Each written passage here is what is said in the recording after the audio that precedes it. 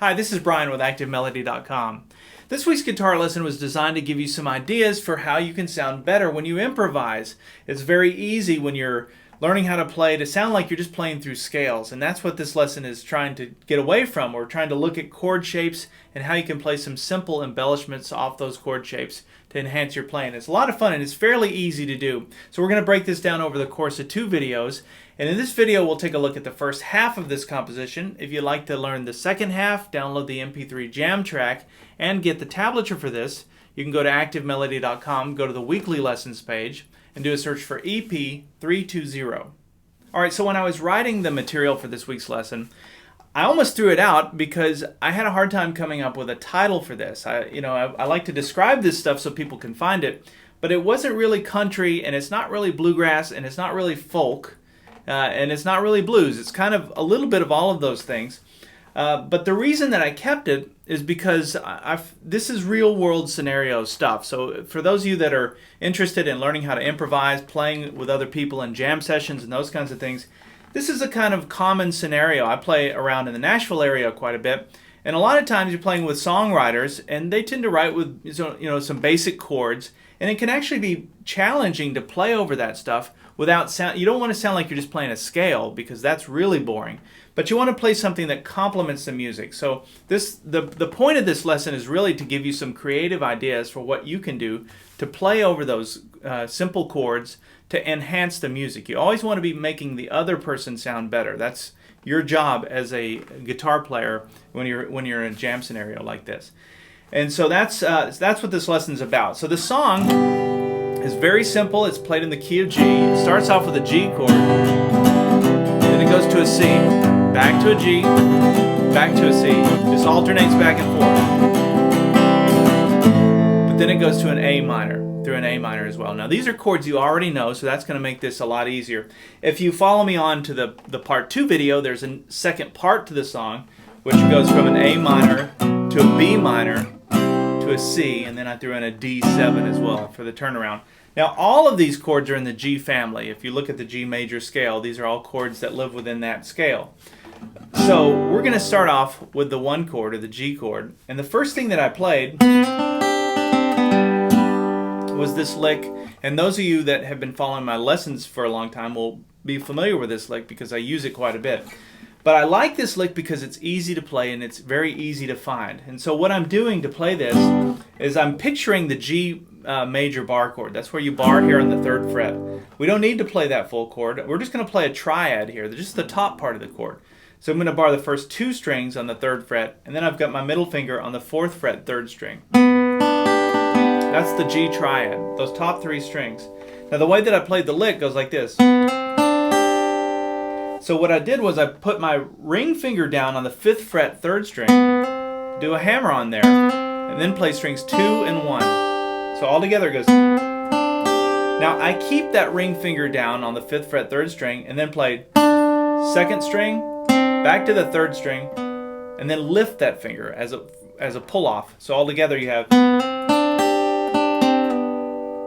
And then I put it down on the 5th fret 4th string, which again is just part of that chord shape. So all together, that's what it sounds like. Now why I like that is because I can always find that chord no matter what song I'm playing. If the song was in the key of A, I would just come up here to where your A bar chord is. And it just works really well. Now why does that work? Well, if you remember the chords, you're going from a G chord to a C chord. So when I play that, I'm actually playing a C sus2 chord by adding my finger there. Or I'm playing a G sus4 chord. It depends on how you look at it.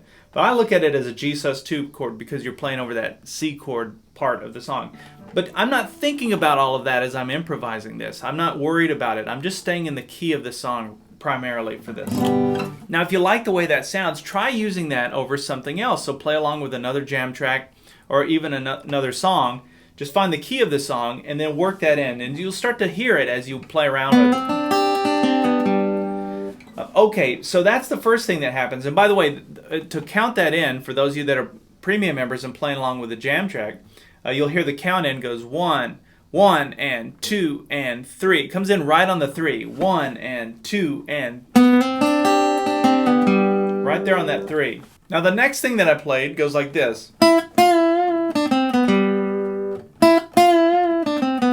And to play that, I'm still thinking about the key of the song. I'm just thinking about the key of G. And I'm thinking about your G minor pentatonic scale and your G major pentatonic. And when I came to this lick, that's going between the major and the minor pentatonic scale. This is a lick that I use quite a bit just because it's really easy to find and easy to do. So what I'm playing is, that's the 5th fret 2nd string. I'm doing a half bend, which would be the 6th fret 2nd string. Now that note is in the minor pentatonic scale. But the first note that I started with is in the major pentatonic scale. So that's why that works. You're going from major to minor. So the lick goes, and then it comes down to the 3rd fret 2nd string, 5th fret 3rd string, 4th fret 3rd string, and then the 5th fret 4th string. It's hard to say. But if you can look at what's happening here, those notes are in that G chord. By coming down to this position, I'm coming down back down to the G chord, basically. I'm picturing that note in the G chord. So that's what was happening in my mind as I was playing through that. Alright, so backing up from the beginning, we have 1 and 2 and...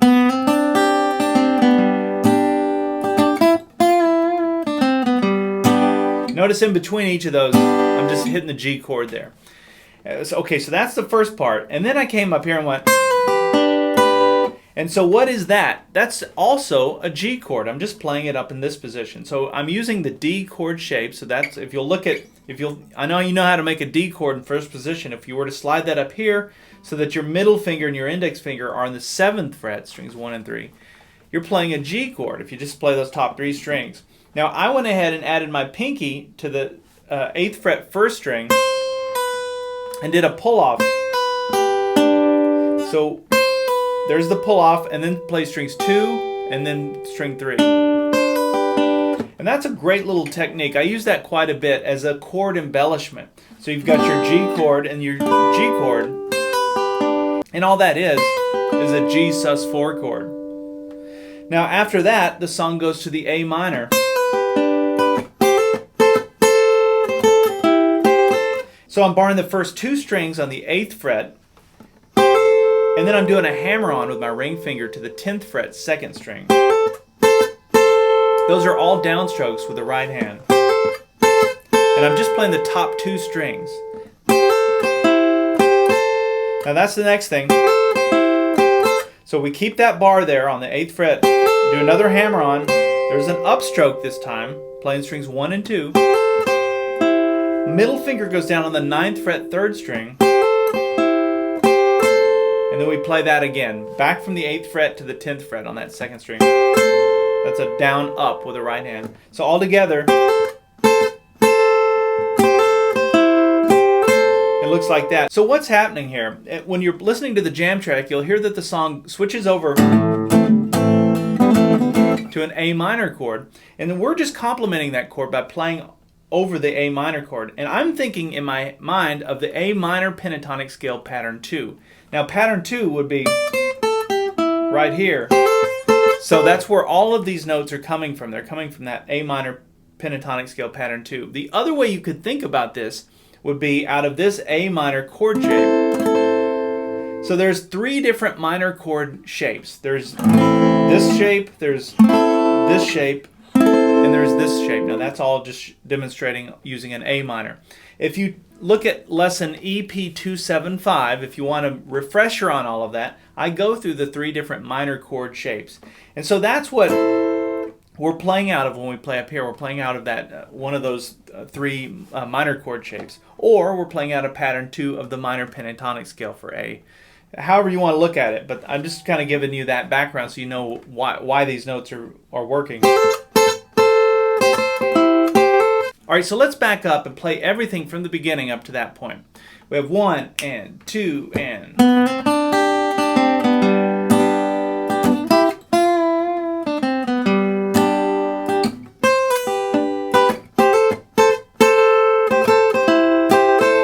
Alright, now the song repeats. It goes back to the G chord. And I come up into this position, so I'm thinking about a G again. So I'm visualizing the G chord up here, but using the A chord shape. This is, again, out of the Cage system. But I can see the G chord up in this position, that little G triad. And so I know some different licks that I can play off of that triad. And a lot of what I do are licks that I can play off of triads. That's probably a whole other lesson that I should do. But that's what this lick is.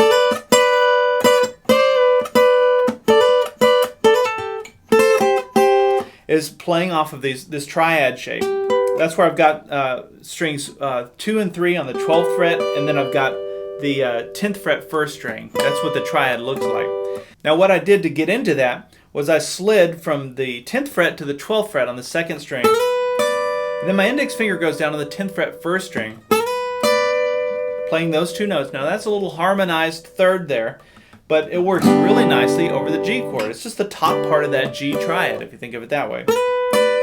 And then I played that. Now that's kind of a pedal steel lick. I'm holding down the 10th fret first string, but I push the 12th fret second string up a half step. You're not going a whole step, just a half step. You're trying to hit that 13th fret second string.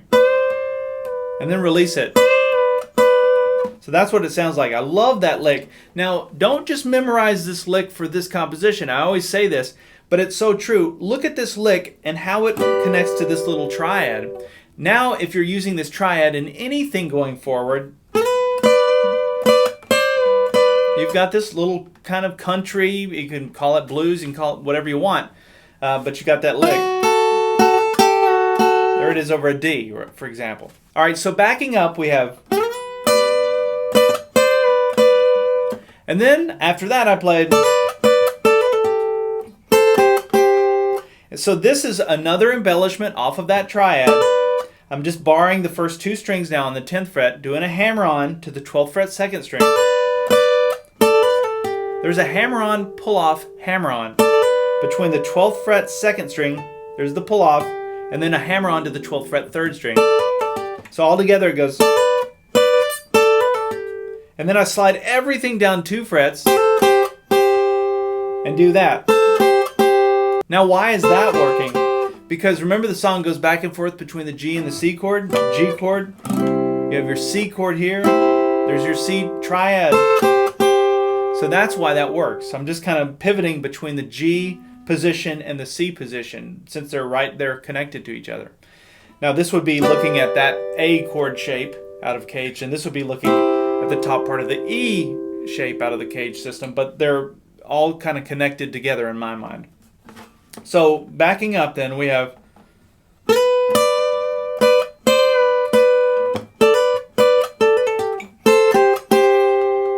And then I came back into that G position, and then I walked it up to the 13th fret second string. Now that's the same as the bend, but at this point I just fretted the note.